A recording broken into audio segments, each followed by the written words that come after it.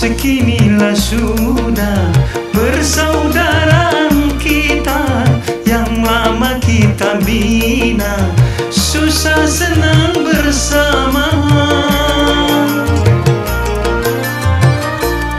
Apa artinya berteman di belakang kau menikah?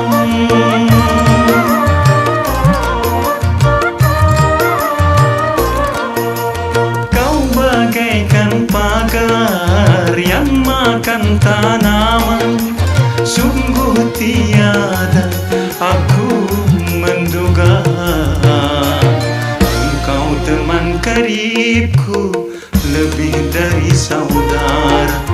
Jangankan makan minum, tidur kita bersama. Bukankah